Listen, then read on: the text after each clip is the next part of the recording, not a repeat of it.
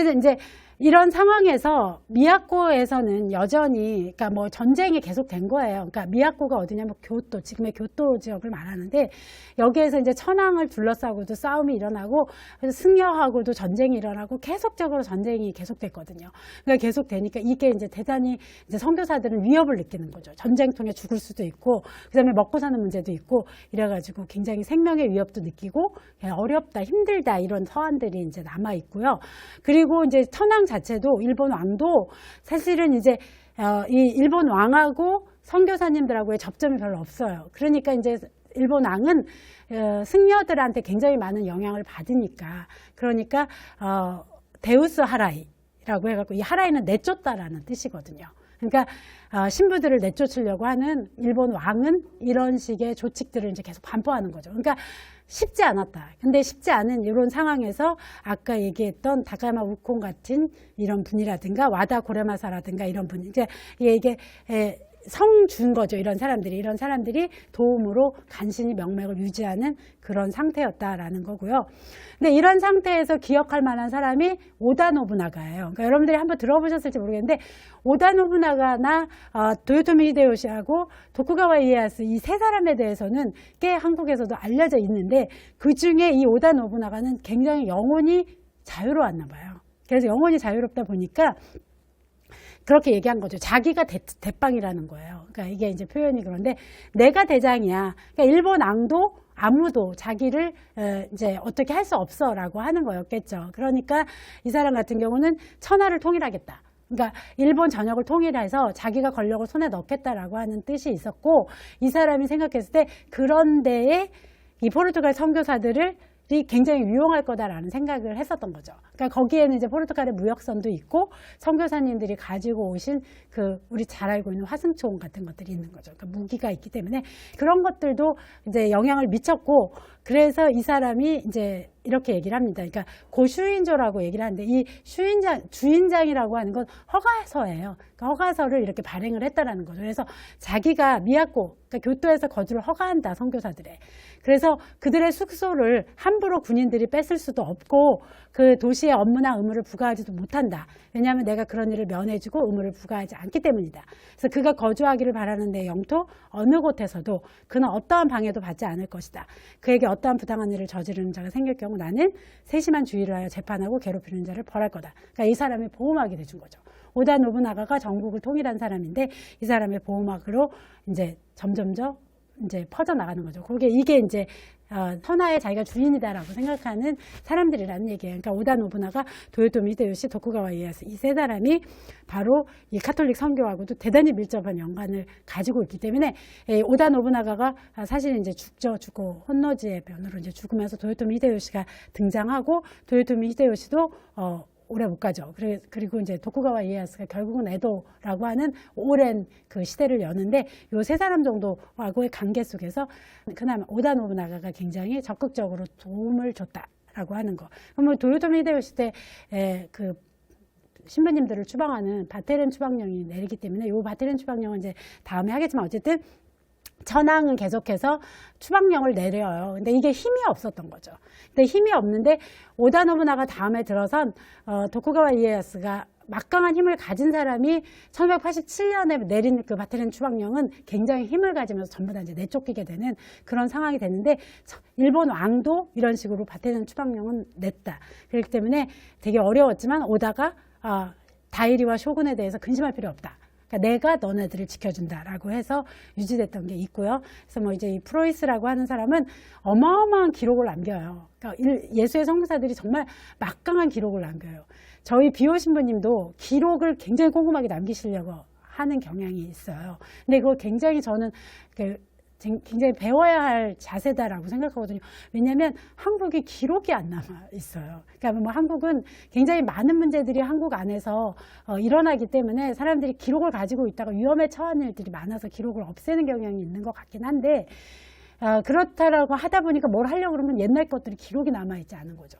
근데 예수의 선교사들 보면 정말 꼼꼼하게 기록을 남겼어요. 그래서 그때 그 상황들을 읽을 수 있는 것들이 되게 많은데 그 중에 한 사람이 이 프로이스라는 사람이고 일본사라고 하는 정말 어마어마한 기록, 방대한 기록을 남겨서 거기에 조선인들에 대한 기록도 있고 다양한 기록들이 남아있어요. 그래서 이 사람이고 그리고 이제 또 한 사람 우리가 아까 코엘료 신부, 그러니까 하비에르 신부님이 들어와서 코엘료 신부 다음에 이 카브랄 신부님이 재임을 해요.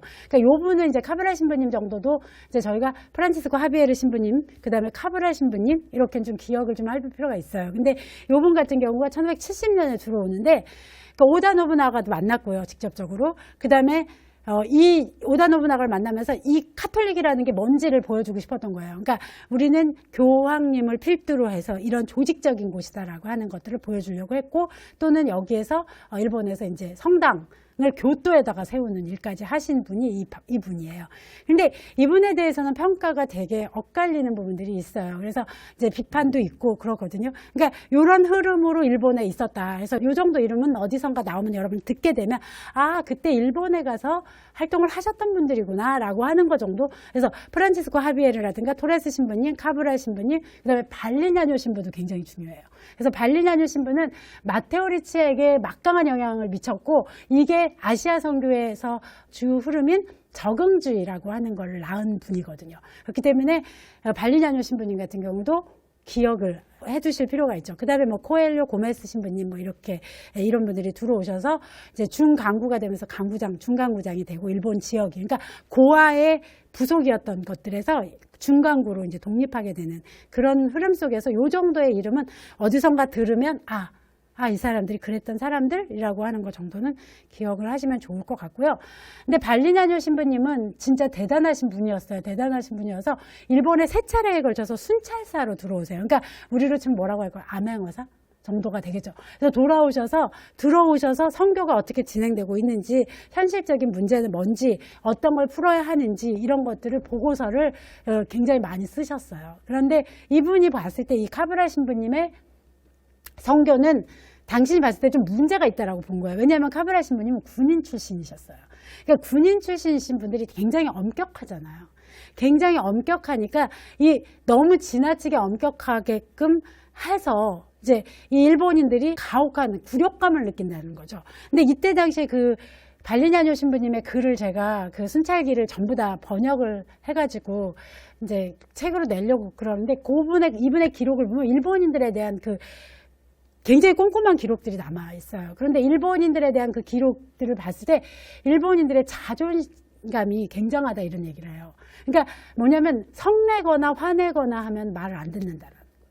그러면 굉장히 힘들어한다. 그래서 화를 내면 안 된다. 근데 일본인들이 감정 표현을 잘 안 하는 게 지금도 그렇잖아요. 근데 일본인들 사귀어보시면 알지만 속하고 겉이 진짜 달라요. 속에서는 저 사람을 죽여버리고 싶다라는 생각을 해도 겉으로는 진짜 표 안 나요. 그러니까 일본의 범죄의 특징은 굉장히 음습해요. 굉장히 음습하고 제가 이렇게 얘기하면 일본에 대한 어떤 편견을 낳을 수 있는데 그건 아니고 진짜 그러니까 표현을 잘 안 해요. 그런데 그 대신에 누가 그 사람한테 강하게 격하게 감정 표현을 하면 그러면은 거기서 대단한 모욕감을 느껴서 다시는 그 사람을 도우려고 안 해요. 근데 한국인들은 좀 다르죠. 한국인들은 감정이 좀 외형적으로 표출되는 경향이 있어서 그게 좀 다른데 그래서 일본인 수도사들, 일본인 선교에 관계하는 사람들한테 굉장히 잘해야 된다는 거죠. 그래서 엄격하게 하면 안 된다, 이런 얘기들을 써요. 그러니까 그분들이 치욕감을 느끼게 하면 안 된다, 이런 얘기를 하는데 아마도 카브라 신부님은 약간 그런 게 있었나 봐요. 그러니까 지금으로 말하면 이제 아시아 멸시가 굉장히 강하셨던 분 같아요. 그래서 어쨌든 일본인 수사하고 포르투갈 수사도 엄청 차별하고 일본인들에게 혐오감이나 경멸감을 유발하는 말도 많이 하고 그래서 유럽인은 일본의 습관을 존중하지 않는다는 거죠. 기이하고 나쁘게 보는 거죠. 그러니까 저 사람들은 저 사람들만 문화가 있다 이렇게 봐야 되는데 그러니까 발리냐뇨 신부님 같은 경우는 일본이나 중국에 대해서 굉장히 우호적으로 그려요. 근데 유럽인들이 봤을 때 유럽 중심적으로 보면 굉장히 이상하게 볼 수도 있는데 그들의 그 문화를 굉장히 높게 평가해 주거든요. 근데 이 사람은 그러지 않았다. 카브랄 신부님은 그러지 않았다. 그래서 지금도 많은 학자들이 이 카브랄 신부님에 대해서는 조금 부정적으로 묘사하는 경향이 없지 않아요. 그래서 일본인 수사한테 포르투갈이나 라틴어어 교육도 안 시키고 일본인은 학문을 배울 수도 없고 사제가 될 수도 없다 이렇게 받고 유럽인들의 일본어 학습도 거부해요. 그러니까 유럽인들은 그 지역에 갔으면 그 나라 언어를 좀 배워서 그분들하고 친해져서 그 사람들을 이해하고 그렇게 선교를 해야 되는데 그러지 않았다라는 거죠. 그래서 지금 선교를 생각하시는 분들이 이 부분에 대한 공부를 굉장히 많이 해요. 카브랄 신부님의 선교법하고 발리냐뇨 신부님의 선교법 해서 발리냐뇨 신부님을 높게 평가하는 경향이 있죠. 그래서 이 카브랄 신부님 같은 경우는 비단의복 착용을 금해요. 그러니까 이게 무슨 말이냐, 아까 프란치스코 하베르 신부님이 교토에 갔는데 아무도 안 만나주고, 이런 속된 표현을 써서 죄송하지만 개무시를 당하거든요. 근데 왜 개무시를 당하느냐라고 하면 그때 당시에 승려들이, 지금 우리는 승려나 신부님이나 이런 종교인들이 뭐 비싼 차, 뭐라 그랬죠, 렉서스는 요즘 싼 거고 뭐가 있을까요? 람보르기니 막 이런 거 타고 다니면 신부님 저런 걸 타고 다녀 이렇게 여러분들 뒤에서 사실 솔직히 그러죠. 그러지 않으시잖아요, 신부님들이. 근데 만약에 그러면 그런 평을 한다라는 거죠. 그런데 이때 당시에 일본에서는 승려들이 비단 옷을 입고 그랬다라는 거죠. 그렇기 때문에 말이 힘이 안 들어가는 거죠. 없는 사람이 말이 힘이 안 들어가니까, 그러니까 비단 옷을 입어서 선교를 해야 한다라고 프란치스코 하베르 신부님이나 코엘류 신부님이나 이렇게 생각을 했는데, 카브랄 신부님의 입장에서는 저게 뭔 일이야 라고 생각한 거죠. 종교인이. 그래서 입지 말아라 이렇게 얘기를 한 거예요. 그래서 또 하나는 굉장히 중요한 선교의 방안이 그 포르투갈 상선이거든요. 포르투갈의 그 무역선인데 하지 말아라 이거죠. 이걸 하지 말아라. 그러면 중요하게 그때까지 생각했던 선교의 방법들을 사용할 수가 없게 되는 문제가 발생을 하는 거죠. 근데 그럼에도 불구하고 검소하고 이런 모습으로 이렇게 활동을 하시는 게 또 갖는 힘이 있으니까, 그래서 이런 방안을 얘기를 해요. 그래서 이제 교토에 가셨는데, 교토에 가셔서의 선교 방법은 뭐냐면, 이게 이제 지금에 있어서는 아마도 별 의미가 없을 거예요. 왜냐하면 지금은 이 선교 방식을 탑다운 방식이라고 얘기하거든요. 그러니까 영주들을 교화해서, 영주를 교화하면은 영주가 영민을 교화시키니까 이렇게 하는 방식을 하겠다. 근데 요즘은 누가 그 조직에 누구를 교화시키면 모두가 카톨릭 신자가 될 거야 이러지 않잖아요. 그렇지 않아요? 개개인들이 다 개별 매체를 하나씩 가지고 있고 자신들이 발신자가 되는 세상이라는 거죠. 그러니까 그거는 시대적인 특징이라는 거죠. 이 시기에는 봉건 영주를 교화시키면 이 사람이 강력한 세속적 사제가 될 거다라고 봤다라는 거예요. 그래서 지금의 방식은, 세상의 방식은 영주와 귀족들이다라고 얘기를 했다라는 거죠. 그러면은 이 사람들이 가난하고 어렵게 살아가는 영민들을 이 사람들의 말 한마디로 교화시킬 수 있기 때문에 그렇게 하자 이렇게 얘기를 했다라는 거죠. 그래서 이 방식을 취하게 되는 거죠. 그런데 이게 이제 그때 당시에는 꽤 효과적이었다라는 거. 근데 지금에 있어서의 이 탑다운 방식은 잘 모르겠다라는 거죠. 그리고 이게 이제 교토에 있었던 절이래. 이게 남만이라고 써있잖아요. 남령 남자에다가 오랑캐 만자예요. 남쪽의 오랑캐는 남만이라고 얘기를 한 거죠. 그렇기 때문에 일본인들의 세계인식을 이해할 수가 있는 거죠. 포르투갈에서 온 이 예수의 선교사들은 남쪽에서 온 오랑캐들인 거예요. 이 남쪽에서 온 오랑캐들이 하는 무역이 남만 무역이고, 얘네들이 와서 세우는 성당은 남만 절인 거죠. 남만 사인 거예요. 그래서 남반지라고 하는데 지금은 흔적만 남아있어요. 이렇게 이 부근이 남만사의 흔적이었다라고 이렇게 한자로 남아있을 뿐인데 그림이 남아있어요. 그러니까 이때 당시에 이 성당이 어떠한 모습이었는지를 우리가 엿볼 수 있게 하는, 그걸 추측할 수 있게 하는 게 남아있는데, 이 오른쪽에 있는 그림이 그 남만지의 모습은 아니에요. 근데 여기에 볼 수 있으면 포르투갈에서 온 예수의 선교사들의 모습을 볼 수가 있어요.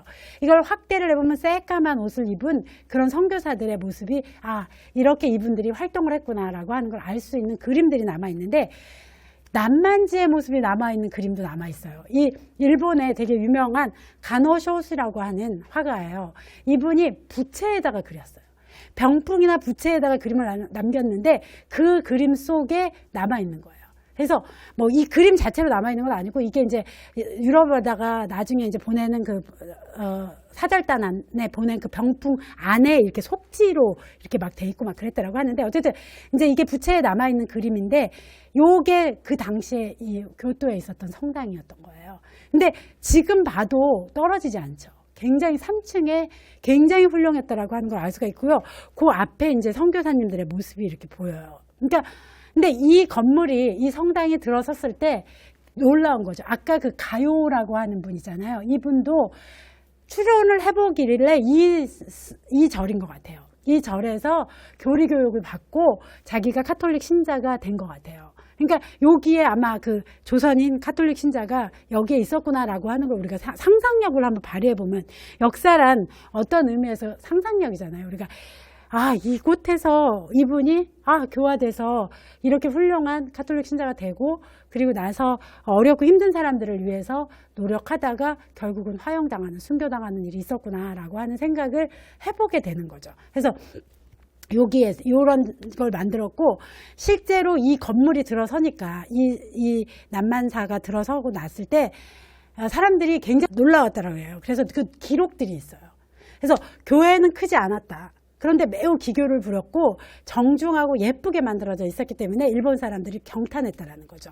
그리고 세밀하고 숙달된 돌 세공과 나무 세공을 미야코의 직공들이 했다라는 거죠.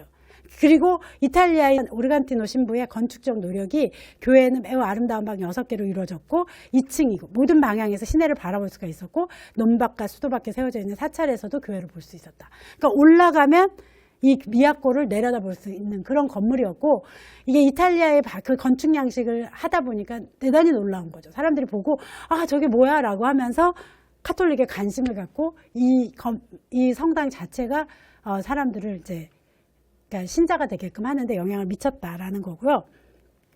그래서 스쳐가는 사람, 순례자이면서 외국인이도 한 2명의 신부가 다수의 적의 생각과 달리 이렇게 아름답고 여러 장식으로 아주 잘 꾸며진 성당을 하나 건축한다는 것은 무슬림인 무어인이 로마, 리스본에 나타나서 일부러 우리들 성당 옆에 하나의 회교사원인 모스크를 세우는 것과 같다. 그러니까 유럽에 와서 이슬람인이 모스크를 세운 거하고 마찬가지의 일일 만큼 이것이 굉장히 충격적인 일이었고 굉장한 영향을 미쳤다라고 이 프로이스 신부가 기록을 하는 거죠.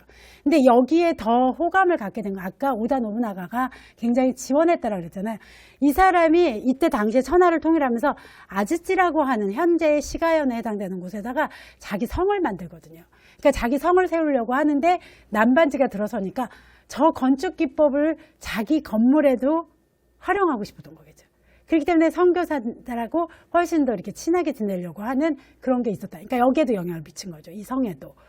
그래서 이 사람이 이제 오다 노부나가고 오다 노부나가라고 하는 사람은 굉장히 독특한 사람이었다라고 하는 게 역사적인 기록물에 나와요. 그래서 뭐 길게 제가 인용을 했는데 노부나가에 대해서는 사람들이 약간 어렸을 때 우리나라 흥선대원군처럼 약간 또라이 막 이랬나 봐요. 그래서 얘가 이제 그 성주로 다이묘로 이렇게 부각하지는 않을지도 모른다라고 생각하면 막 참외도 우거우거 먹고 다니고 여기다 막 짐 메고 다니고 바지도 이렇게 농부들이 이렇게 논에 들어갈 때 밭 걷듯이 걷고 막 이렇게 설렁설렁 다니고 머리도 막 이상한 형태로 하고 다니고 막 이랬나 봐요. 그러니까 굉장한 괴짜였지만 이렇게 약간 괴짜고 돌출된 사람들이 그것이 괜찮은 거다라고 하면 약간 오픈된 마인드를 갖거든요. 그러니까 그런 사람이었던 것 같아요. 그래서 이 사람이 바보 멍청이라고 어려서부터 사람들이 비꼬아서 말했는데 그러니까 이런 상황에서 천하를 통일하는 일까지 간 거겠죠. 그래서 어쨌든 카톨릭에는 굉장히 우호적인 자세를 유지를 했다. 근데 이 사람이 자기 스스로를 자기를 신으로 생각을 해요. 그러니까 약간 똘끼가 있었다라고 얘기하는데 그러니까 들여다보면 약간 저는 근데 크고 작게 이렇게 권력욕이 강한 사람들의 특징이 자기를 신격화한다라는 생각을 저 되게 많이 하거든요. 그래서 이꼴 자기를 신으로 생각하는 거죠. 내가 신이다. 내가 신이고 부처다라는 거죠. 이렇게 얘기를 하는 사람이니까 다카야마 우콘 같은 이런 사람이 이렇게 존경을 받고 하면 견제가 들어가는 거죠. 그러니까 굉장히 조심해야 되고 그래서 다카야마 우콘이 선교사들한테도 되게 조심해서 선교를 해라 이런 얘기들을 반복적으로 하기도 하고 뭐 그랬더라 그래요. 그래서 어쨌든 이제 기나이 요 지역 교토 요 일대는 어쨌든 영주가 세속사제가 되도록 하는 그런 저기를 폈고 선교를 했고, 초기에는 이렇게 신앙의 자유를 굉장히 존중했어요. 이 다이묘들은, 기나이에 있는 다이묘들은. 그래서 타종교에 되게 관용적이었기 때문에 카톨릭이 들어갈 수 있었던 부분들이 있다. 그런데 큐슈에 있는 그런 다이묘들은 아까 저희 얘기했던 최초의 그 다이묘라든가 카톨릭 다이묘 오무라 스미타다라든가 아리마라든가 이런 분들은 종교를 되게 강요하면서 절을 부수고 막 이런 게 되게 반감을 불러일으킨 게 있어서 좀 그랬나 봐요. 그러니까 막 승려들 막 다 잡아들이고 절 불살르고 내쫓고 뭐 이런 문제들도 있었대요. 근데 기나이 쪽은 다이묘, 그러니까 오사카 이쪽, 오사카 교토 일대의 다이묘들은 조금 더 관용적으로 카톨릭도 불교도 이렇게 봤다라는 거죠. 그리고 교토나 오사카 일대의 그 다이묘들은 이 카톨릭의 윤리적 규범이 지배에 용이하다라고 봤다라고 하는 거죠. 그러니까 이렇게 순명하는 게 다이묘에 대한 순명도 불러일으킬 거다 이렇게 봤다라는 거죠. 그래서 이 사람들은 이들 모두는 무사고 기족이었다. 미야코의 기리스탄들은. 그래서 그곳에 기리스탄 한 사람은 일본 다른 지방의 기리스탄 1000명보다 빛난다. 이런 표현을 빌렐라 신부가 했다라는 거예요. 그러니까 즉 굉장히 지적이고 이런 사람들이 신자가 됐다라는 거죠. 그러니까 이게 이제 약간 뭐 차별적일 수도 있는데 어쨌든 그랬다. 그래서 이 지역의 신자들은 이렇게 얘기했다라는 거예요. 모두 선량하다. 그다음에 그들은 분명한 증거와 도리의 힘에 의거하지 않고서는 기리스탄이 되지 않았다라는 거예요. 그래서 미야코에서 일본인 한 사람을 개종시키는 일은 다른 지역에서 200명을 개종시키는 것보다 기적적이다. 그래서 이 지역에 성당이 들어서니까 다들 호기심에 아까 얘기했던 남반지라든가 이런 곳에 오는 거예요. 와가지고 이렇게 물끄러미 보다 간대요. 이게 도대체 뭔가 해갖고 와서 보는데 그 교리를 자기가 진짜 납득하지 않으면 신자가 되지 않는 거죠. 그래서 교리 하나하나 다 따져보고 이런 식으로 신자들이 됐다. 그러니까 이게 큐슈 지역하고 이 기나이 지역하고는 좀 달랐다라고 하는 것도 좀 기억을 해볼 거 있고요. 그래서 이 사람들은 여기 사카의 이 묘사인 거죠. 그들의 목적은 일반적으로 그냥 들어보겠다. 호기심 새로운 문명이니까 들어보겠다라고 하는 태도였다라는 거죠. 그런 다음에 여러 종파의 허위와 진실의 복음을 분명하게 가려보고 많은 질문을 하고 납득이 가면 그러면 이제 입교를 했다라고 하는 특징이 있었다. 이런 차이가 있었다. 그렇기 때문에 여기에 선교로, 그러니까 교토 지역이라든가 이때 간사이 지역으로 선교로 가는 사람들은 굉장히 열심히 공부를 해야만 했기 때문에 법화경 같은 거, 불교 경전을 무지무지 열심히 연구했다라 그래요. 그러니까 8권을 막 전부 다 연구하고요. 이분들은 이제 설득할 때도 그러면은 이제 그 일본의 그런 일본인들이 세속적으로 믿고 있는 그런 신앙들을 그러니까 끌어와서 설명하는 이런 식의 방식을 켜가지고 일본의 탱고라고는 여러분 한 번씩 들어봤을 것 같은데 이 탱고를 이제 타락한 천사에 비유한다라든가 뭐 이런 식의 방법을 썼대요. 그러니까 이게 이제 타락한 천사의 모습인데 탱고하고 같다라고 본 거죠. 얘도 탱고도 일본에서는 마계, 그러니까 어떤 그런 세계로 사람을 끌고 가는 그러한 존재로 봤기 때문에 그렇게 설득을 한 거죠. 그러니까 타락한 천사랑 연결 지어서 이렇게 설명하면서 그렇기 때문에 이쪽에 진리가 있다 이런 식의 설명들을 했더라 그래요. 그리고 이제 뭐 교리서, 그러니까 아까 제가 얘기했던 그 가요도 교리서를 통해서 자기가 열심히 공부를 했다라고 하는데 이때 당시 일본에 소개되어졌던 교리서들에는 도칠이나 기리스탄 뭐 이런 것들이 있었는데 이게 이제 25개조의 교리서예요. 그래서 25개조의 교리를 얘기하는데 어쨌든 문답식으로도 적고 이래서 되게 쉽게 설명을 한 거죠. 그러니까 우리가 예를 들면 저희가 이제 세례를 받으려면 받는 그 교리교육 받을 때 이렇게 문답식으로 만들어진 것과 같은 형태를 이제 유럽에서 사용되고 있었던 교리서를 번역을 해가지고 이거를 가나로 막 쓰고 이렇게 해가지고 인쇄한 것들을 돌려가지고 그걸 가지고 이제 같이 공부를 했다라 그래요. 그래서 우리 데우스, 그러니까 하느님에 대한 존재에 대해서 이분이 어떤 분인지, 영혼은 존재하는지, 일본의 여러 종교가 어떻게 거짓됐는지 뭐 이런 얘기들, 그다음에 세계의 창조, 뭐 천사 루시페, 뭐 아담의 죄 이런 얘기, 오늘 나온 그런 거죠. 오늘 아담과 하와의 죄에 대한 얘기 이런 얘기들을 쉽게 설명을 해서, 그다음에 뭐 삼위일체의 신비성, 그다음에 성자의 탄생과 순환, 죽음과 부활, 십자가의 비, 최후 심판 이런 얘기들을 거기에다 담았고 십계명 같은 것도 담아서 교육을 했다라고 해요.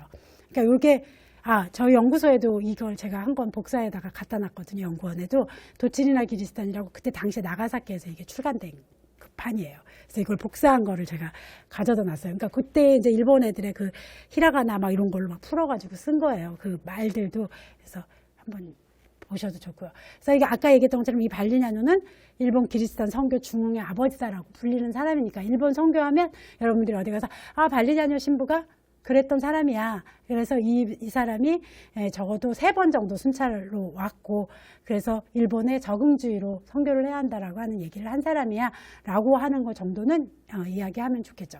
그래서 이분이 이제 여러분 다니면서 일본 선교에 성공적으로 이끌기 위해서 이렇게 3차례에 걸쳐서 오면서 일본 선교를 성공으로 이끌 수 있는 그런 논리들을 내고 교황님을 설득하고 이런 일들을 계속 하셨던 분입니다.